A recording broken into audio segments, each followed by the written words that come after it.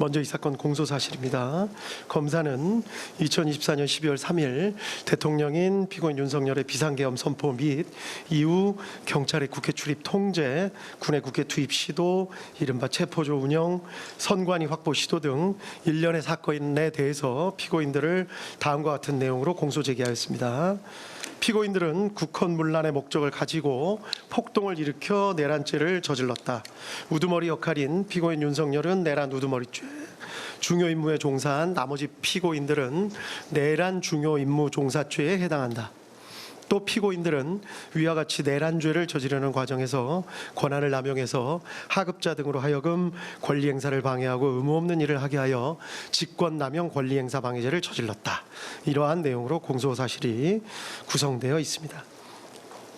먼저 수사권 등에 관한 주요 쟁점에 대해서 말씀을 드리겠습니다. 불소추 특권을 가지고 있는 재직 중 대통령에 대한 수사 가능 여부에 대해서입니다.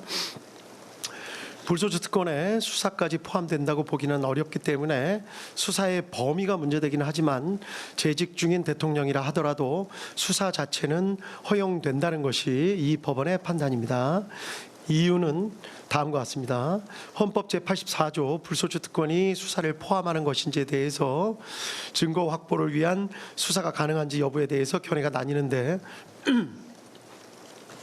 어떠한 수사도 허용되지 않는다는 견해부터 구속 등 강제 수사가 허용되지 않는다는 견해, 모든 수사가 다 허용된다는 견해 등이 나눠져 있습니다.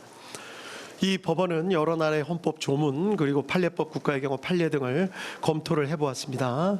우리 헌법 조문은 대만 헌법, 중화민국 헌법 조문을 참고한 것으로 보이는데 대만은 소추가 아닌 소구라는 표현을 쓰고 있고 대만 법원은 수사는 허용되지 않는다는 입장을 보이고 있는 것으로 파악했습니다.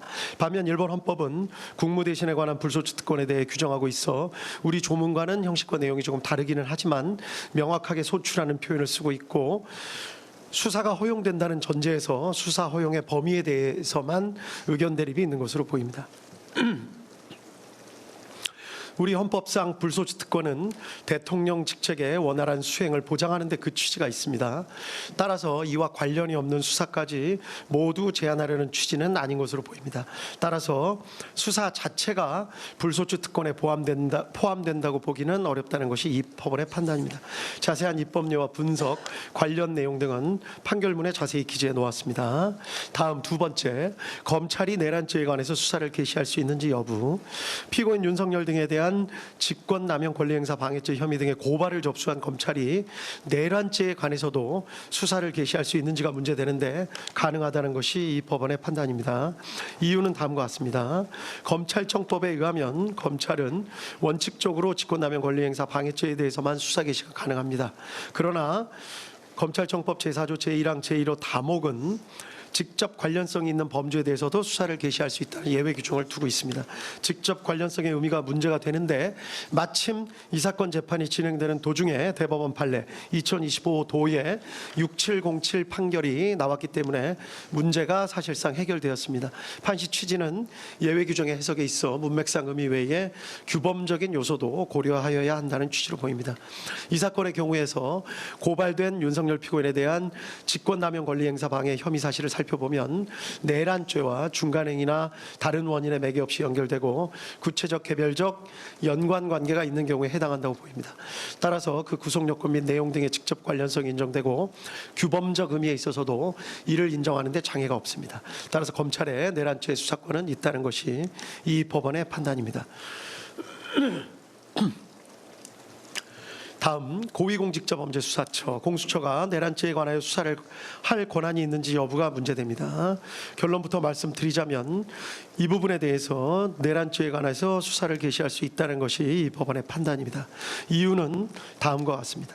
공수처법에 의하면 공수처도 원칙적으로 직권남용 권리행사 방해죄에 대해서만 수사를 할 수 있을 뿐 고위공직자 등의 내란죄에 대해서는 수사를 할 권한이 없도록 되어 있습니다. 다만 제4조 제1항 제1호 라목이 예외적으로 수사 과정에서 인지한 직접 관련성이 있는 범죄에 대해서는 수사를 할 권한이 있다고 예외 규정을 두고 있습니다. 직접 관련성에 대해서는 앞서 검찰의 수사 개시 권한 부분에서 살펴본 바와 같이 인정됨에 크게 의문이 없습니다. 문제가 되는 것은 검찰청법 규정과 차이가 있는 수사 과정에서 인지한 것인지 여부입니다. 공수처법 규정은 검찰청법 규정과 이 부분의 표현이 다릅니다. 문헌 그대로 공수처가 고위공직자범죄 수사에 착수해서 수사를 진행해 나가는 과정에서 파악하게 된 새로운 범죄만을 의미한다는 것으로 보아야 하고, 그것이 공수처의 우선적 수사권을 예외적으로 부여한 법의 취지에 부합하는 해석이라는 견해가 있을 수 있습니다. 애초에 법의 취지에도 부합하고 문헌의 의미에 충실한 해석으로 보이기는 합니다. 위 규정은 통상의 특검법 규정에서 따온 표현으로 보이는데, 특검법 등은 처음부터 수사 가능 범위를 명확하게 규정해 놓고 수사를 개시하면서 그 과정에서 인지하게 된 관련 범죄만을 예외적으로 수사할 수 있게 하는 것인 바, 공수처법의 위 규정 역시 그러한 취지로 인정되어야 한다는 주장으로 보입니다. 그런데 위 주장에 따르면 결국 공수처가 어떤 고소 고발 사건을 수리했을 때 열거된 죄 중에 공수처가 수사권한이 없는 범죄가 포함되어 있을 때 무조건 수사권이 있는 경찰로 보내야 한다는 결론에 이르게 되므로 쉽게 받아들이기가 주저됩니다. 나아가 한시적으로 수사 범위를 정해놓고 수사를 개시하는 특검 등과는 달리 공수처는 상설기관으로 설치돼서 계속해서 관련 범죄를 수사하고 실체적 진실을 파악해야 할 일반적 수사기관으로서의 성질도 같이 가지고 있다는 점에 비추어 보더라도 그러합니다.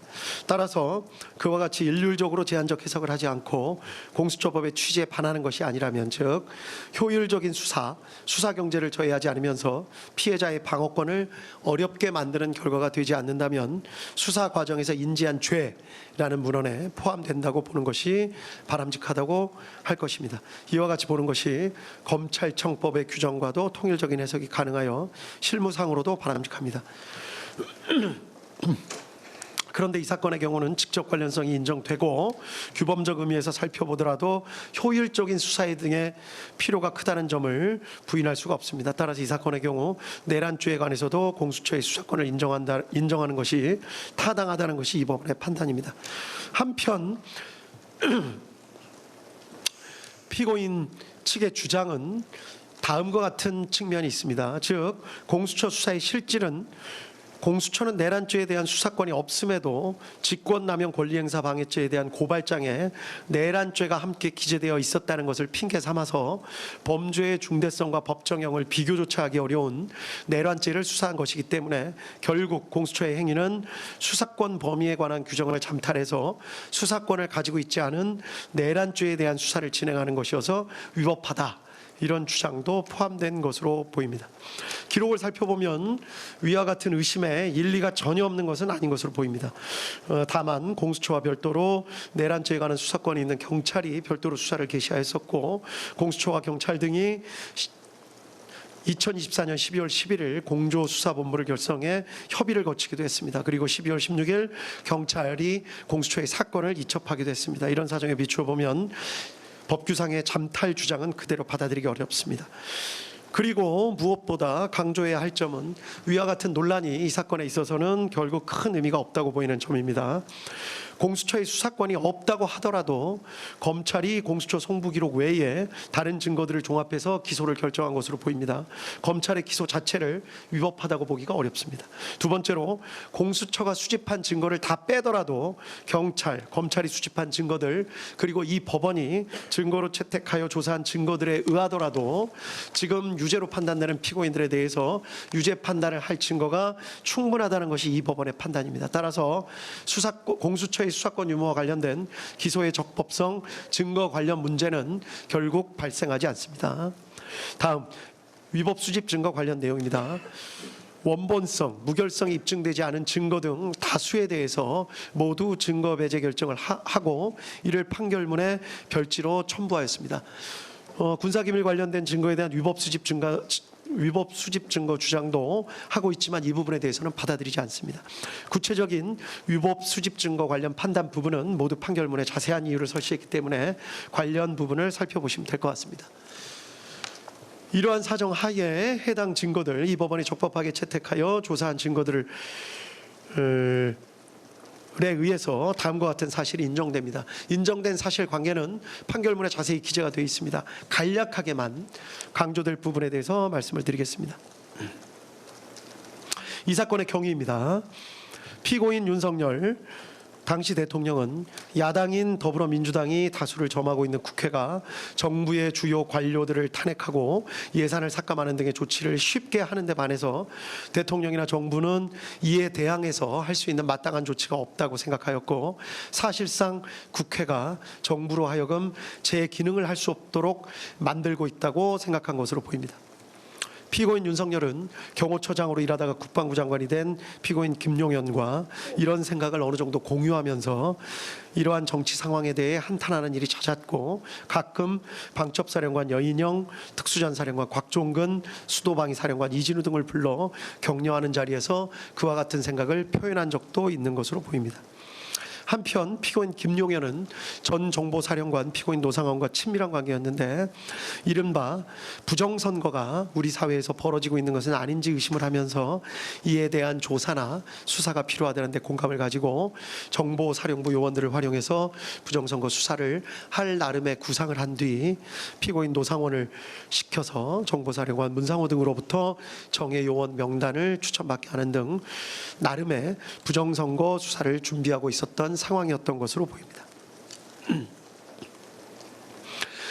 이러한 배경 하에 피고인 윤석열은 국회에서 감사원장 등에 대한 탄핵소추 절차를 진행하는 등의 일까지 생기자 피고인 김용현과 사이에 비상계엄을 선포해서 국회 활동 및 일체의 정치 활동 등을 금지하는 포고령을 내리고, 그 다음 국회에 군을 보내 국회의사당 등을 봉쇄하며 국회의원들이 모여서 토의나 의결 등을 하지 못하도록 막고, 아울러 국회의장 여당과 야당 대표 등 주요 인사들을 포고령 위반의 형식으로 체포 구금하며, 이 기회에 군이 선거관리위원회 서버 등을 확보 분석하고 선관위 전산 직원들을 신문하는 등 부정선거 수사를 진행한다는 내용의 개괄적이거나 구체적인 계획 등에 대해서 서로 합의를 하고, 이를 12월 3일 22시경에 실행하기로 계획하고 세부 계획 등을 피고인 김용현에게 맡겼던 것으로 보입니다.